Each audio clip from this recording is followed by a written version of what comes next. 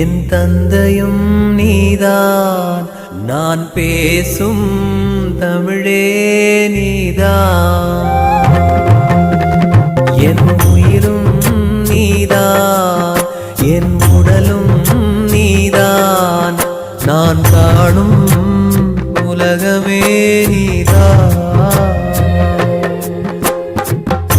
முருகாவும் துணையின்றி நான் வாழ முடியாது, குமராவும் அருளின்றி எதுவுமே இயங்காது.